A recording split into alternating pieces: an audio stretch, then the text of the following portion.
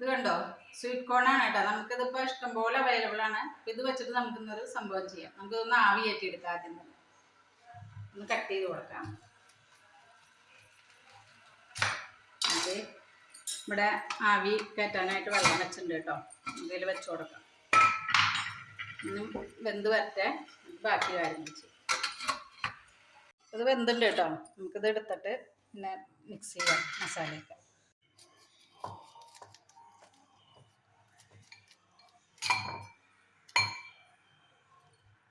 അപ്പം നമ്മളിത് ഉതിർത്തെടുക്കുകയാണ് കേട്ടോ. ഇന്ന് നല്ല ചൂടുണ്ട്, അത് കാരണം തുണി കൂട്ടിയിട്ട് പിടിച്ചേക്കണേ ഞാനിത്.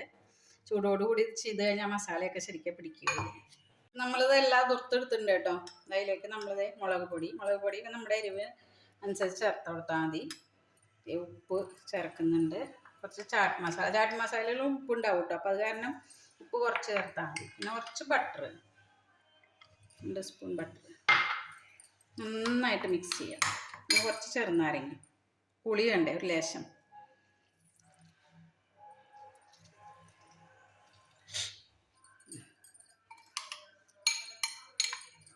നമുക്കിതൊന്ന് കഴിച്ചു നോക്കാം. നല്ല സൂപ്പറാണ് കേട്ടോ. എല്ലാവരും ട്രൈ ചെയ്ത് നോക്കൂ, അടിപൊളിയാണ്.